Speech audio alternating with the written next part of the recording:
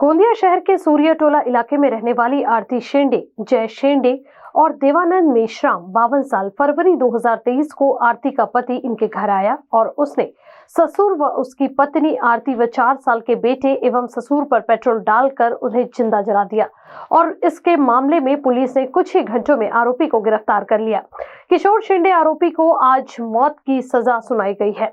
ये घटना 14 फरवरी 2023 को हुई थी। इस मामले में विभिन्न सामाजिक संगठनों ने आरोपियों को फांसी की सजा देने की मांग की थी और इस संबंध में कैंडल मार्च भी निकाला गया।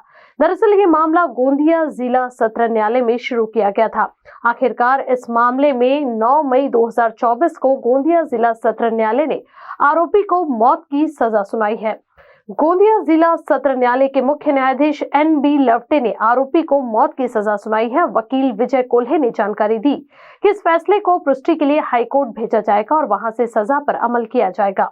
इस मामले की गंभीरता को देखते हुए नागपुर कोर्ट में कार्यरत सरकारी वकील विजय कोल्हे को सरकारी वकील नियुक्त किया गया है। इस मामले में अभियोजक ने सुनवाई के लिए एक महत्वपूर्ण साक्ष्य लेने के बाद ये फैसला सुनाया और मृतक के परिवार ने इस पर संतोष व्यक्त किया। माझं नाव भारती रमेश चचाने आहे। जे आरती किशोर शेंडे त्यांची मी वहिनी लागतो आणि ममताबाई मेश्राम आमच्या घरासमोर राहत होते। ती आपल्या माहेरी आली होती। तिला खूप तिचे घरचे जे नवरा होता त्यांना खूप त्रास करत होते। त्यामुळे ते 2 महिन्याच्या पासून आमच्याकडे सुरतला राहत होती।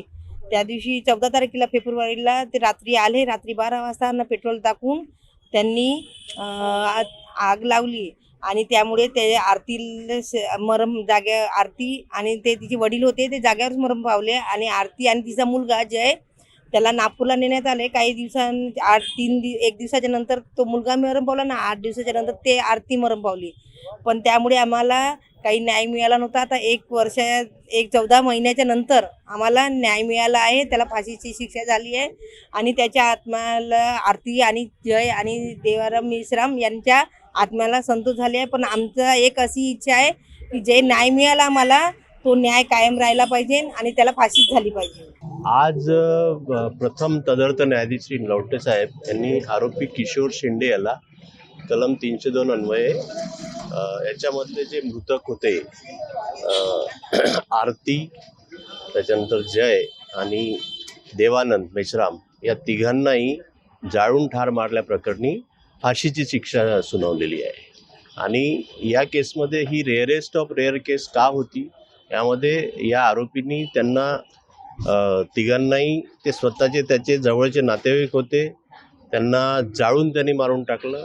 त्याच्यानंतर दुसरी गोष्ट अशी होती की ते तिन्ही जे विक्टिम होते ते डिफेन्सलेस होते, कारण एक 4 वर्षाचा मुलगा होता, एक त्याची पत्नी होती 30 वर्षाची स्त्री आणि तिसरे व्यक्ती जे देवानंद होते त्याचे सासरे ते पॅरालिटिक होते।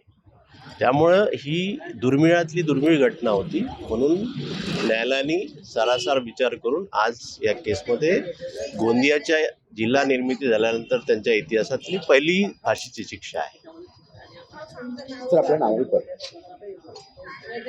नाव आले पर हां, मी विजय कोल्हे, विशेष सरकारी वकील आहे। शासनाने माझी विशेष सरकारी वकील म्हणून नियुक्ती केली होती आणि याच्यामध्ये आम्ही 6 महिन्यामध्येच हा खटला निकाली लावला आहे। किशोर श्रीराम शेंडे हा जो याच्यातला आरोपी आहे, तर याने गेल्या वर्षी 2023 फेब्रुवारीमध्ये आपला लहान मुलगा, पत्नी आणि सासरे या तिघांचा पेट्रोल ओतून त्यांचा जाळून त्यांची हत्या केली होती।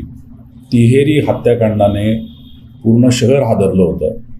सूर्यटोला नावाची जी जागा आहे, रामनगर पोलीस स्टेशनच्या हद्दीमध्ये जी वस्ती आहे, तिथल्या सगळ्या नागरिकांमध्ये एक प्रकारची भीती आणि चिडीचं प्रचंड रोष असलेलं असं एक वातावरण त्या ठिकाणी निर्माण झालेलं। आणि अशा परिस्थितीमध्ये याच्यामध्ये योग्य तो तपास केला, आरोपीला ताब्यात घेतलं आणि 1.25 वर्षाच्या आतमध्ये माननीय न्यायालयाने हा निकाल दिलेला आहे, ज्याच्यामध्ये मरोस्तवर फाशीची शिक्षा ही सुनावण्यात आलेली आहे। खरं तर याच्यामध्ये पोलीस स्टेशनचे सगळे अधिकारी, अंमलदार जे या तपासामध्ये गुंतलेले होते, त्याचबरोबर याच्यातले साक्षीदार, नागरिक पंच ज्यांनी आम्हाला सगळ्यांना याच्यामध्ये मदत केली, या CMS सेलचे सगळे अंमलदार यांनी याच्यामध्ये व्यवस्थित पैरवी काम केलं त्याचबरोबर आपले सरकारी वकील तसंच विशेष वकील कोल्हे साहेब ज्यांनी ही केस सरकारच्या बाजूने चालवली आणि त्याचबरोबर माननीय न्यायालय लवटे साहेब ज्यांनी याच्यामध्ये योग्य तो न्यायनिवाडा केला. या सगळ्या लोकांमुळे हे सगळं शक्य झालं आणि त्यामुळं आपले सगळे अधिकारी अंमलदार सगळे नागरिक जे यामध्ये एक साक्षीदार म्हणून काम करत होते, पंच म्हणून काम करत होते, यांचं खरं तर म्हणावं तेवढं कौतुक कमी आहे. अशाच पद्धतीने एक चांगली टीम तयार करून इथून पुढेही सगळ्यांनी काम करावं जेणेकरून आपण आपल्या गोंदियाला एक सुरक्षित असं वातावरण अजून चांगल्या पद्धतीने देऊ शकतो. कारा न्यूज के लिए गोंदिया से अभिषेक भटनागर की ये crime report.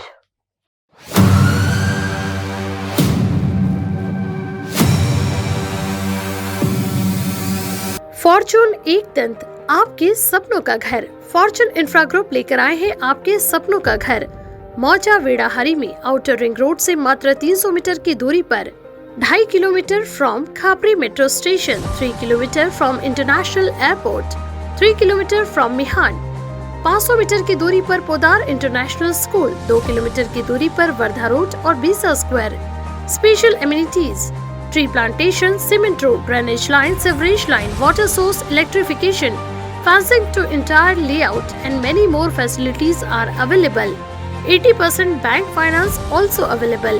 For more details, please contact Mr. Kailash Patle, Director, 8605673995. Office, plot number 7, second floor, Utkarsh Society, near Purti Super Bazaar, Pisa Road, Nagpur.